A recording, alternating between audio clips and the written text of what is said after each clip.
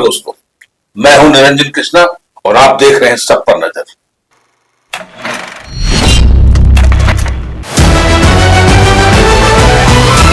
धनबाद में drink and drive पर अब नकेल कसना शुरू कर दिया है। पार्टी जिलाध्यक्ष की गाड़ी पकड़ी गई, नियम सबके लिए अब बराबर है। धनबाद में यातायात नियम को लेकर के पुलिस की सख्ती लगातार बढ़ती जा रही है। खासकर ड्रिंक एंड ड्राइव के खिलाफ अभियान तेज कर दिया गया है।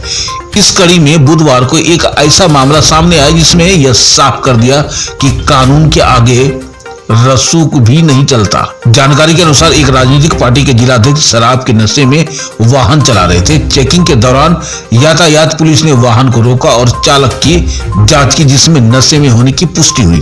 इसके बाद पुलिस ने तुरंत कार्रवाई करते हुए वाहन को जब्त कर यातायात थाने ले गई। बताया जा रहा है कि गाड़ी के आगे बड़े अक्षर में जिलाध्यक्ष का बोर्ड लगा हुआ था और पार्टी का झंडा भी लगा हुआ था। मौके पर मौजूद लोगों ने इसकी तस्वीर लेकर सोशल मीडिया पर वायरल कर दी। हालांकि बाद में वाहन से बोर्ड और झंडा हटा दिया गया। इस पूरे मामले में ट्रैफिक डीएसपी अरविंद कुमार सिंह ने स्पष्ट कहा कि कानून सबके लिए एक समान है। उन्होंने कहा कि कोई भी व्यक्ति कितना भी प्रभावशाली क्यों न हो, अगर वह शराब के नशे में वाहन चलाते हुए पकड़ा जाता है तो उसके खिलाफ विधि अनुसार कार्रवाई की जाएगी। पुलिस की इस कार्रवाई को लेकर के आम लोगों में सकारात्मक प्रतिक्रिया देखने को मिल रही है। लोगों का कहना है कि ऐसे कदमों से सड़क सुरक्षा को बढ़ावा मिलेगा और नियमों का उल्लंघन करने वालों पर डर पैदा होगा। धनबाद यातायात पुलिस ने साफ संकेत दे दिया है कि आने वाले दिनों में ड्रिंक एंड ड्राइव के खिलाफ अभियान तेज होगी और किसी भी तरह की लापरवाही बर्दाश्त नहीं की जाएगी। आइए देखते हैं खास खबर हमारी एसपीएन के संवाददाता चंदन पॉल धनबाद झारखंड से। ये जो है काफी रॉन्ग साइड से भी आते हैं, नियमों को काट के चलाते हैं सर। देखिए, ऑटो आप देखे होंगे कि बेरोजगारी बढ़ी है, तो ऑटो की संख्या में बहुत अधिक वृद्धि हुई है धनबाद शहर या आसपास के क्षेत्रों में।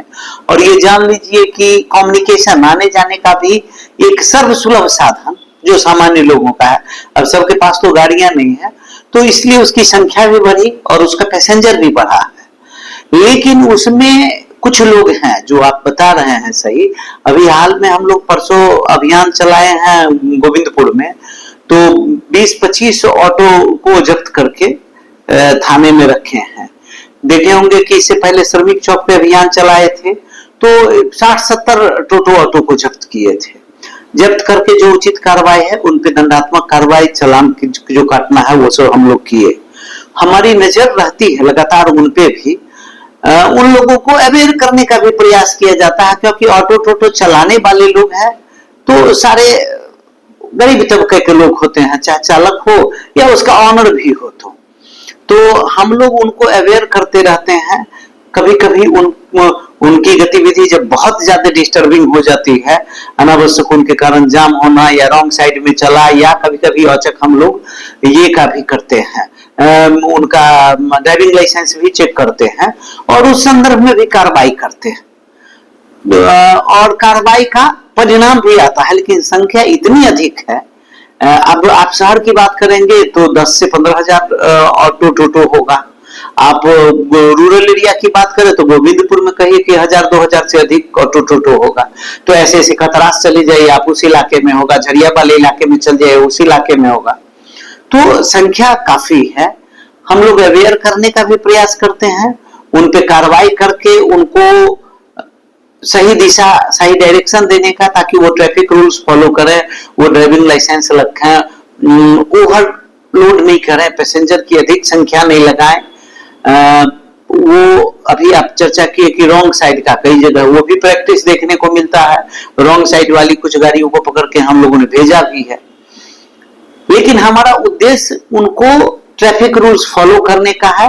उनके एक कि वो फॉलो करें, दूसरा कि उनका कोई भी क्रियाकलाप ऐसा नहीं हो जिसमें शहर में जाम की स्थिति उत्पन्न हो।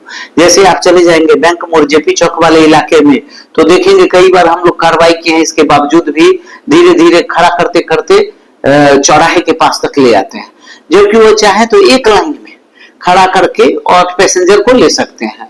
लेकिन इनका कोई संगठित ग्रुप नहीं है मतलब इनकी एजेंट सिस्टम हो या स्टैंड सिस्टम हो, प्रॉपर कोई वो भी नहीं है, बातें चल रही है निर्धारित करने की। तो इसी दृष्टिकोण से थोड़ी समस्या है, उनको लेके जाम की समस्या उत्पन्न होती है, कई बार दुर्घटनाग्रस्त भी हो जाता है। तो हम लोग इन सारे पहलुओं पर विचार विमर्श किए हैं और लगातार मेरा अभियान चल भी रहा है और हम लोग उस दिशा में कर भी रहे हैं। और ऑटो टोटो चालकों से अपील भी है कि आप जल्दीबाजी में ना रहें और ट्रैफिक रूल्स का, जैसे ड्राइविंग लाइसेंस हो गया, बहुत तेज नहीं चलाना है, ओवरलोड नहीं करना है, रॉन्ग साइड नहीं चलना है, या आप मोबाइल यूज मत कीजिए। तो ये सब का आप पालन करो और पालन करो ताकि आप खुद भी सुरक्षित रहो, रोड पे चलने वाले दूसरे लोग भी सुरक्षित रहें। अगर आप नहीं करोगे तो आपके विरुद्ध जो यथोचित कार्रवाई है वो कार्रवाई की जाएगी, जो पहले से भी हम करते आए हैं। वर्तमान में देखिए, ये आप देखे होंगे कि ट्रैफिक पुलिस लगातार उनके विरुद्ध कर रही है और उनका उद्देश्य भी ये है कि नशे के हालत में आप गाड़ी ना चलाएं। गाड़ी में यदि बैठे हुए हैं, कोई नशा का सेवन किए हुए चालक कोई दूसरा है, तो उससे पुलिस का कोई कंसर्न नहीं है। लेकिन नशे के हालत में अगर गाड़ी चलाते हैं तो आप सड़क पे चलते दूसरे लोगों को क्षतिग्रस्त कर सकते हैं या आप खुद को क्षतिग्रस्त करेंगे और वो क्षति इस हद तक जाएगा कि किसी की जान जा सकती है या खुद की जान जा सकती है। आप देखे होंगे कि एक घटना भी घटी है जीटी रोड पे कि नशे के हालत में दुर्घटना हुई है चलाते हुए और उसमें 2-2 लोगों की जान गई है, 4-4 लोगों की जान गई। तो वो लगता है कि इस ट्रैफिक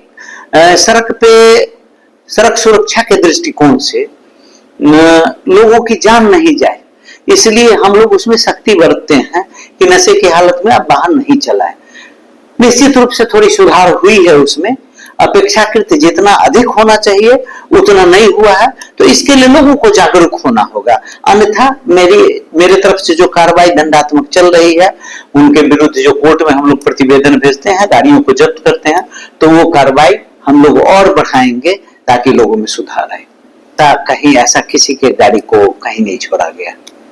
हमने मेरे समझ से उसमें है, बता देते हैं कि एक प्रक्रिया भी है कि ड्रंक एंड ड्राइव में जांच के क्रम में यदि परसेंटेज एक स्टैंडर्ड परसेंटेज है कि अगर उनके नशे का परसेंटेज इतना % होगा, बिलो 30 रहेगा, तो उस स्थिति में अगर नशा है भी लेकिन तो अभी हम उनके विरुद्ध कार्रवाई नहीं कर सकते हैं। तो वो परिस्थितियां ऑन स्पॉट जो कुछ हुई हो, लेकिन ऐसा नहीं।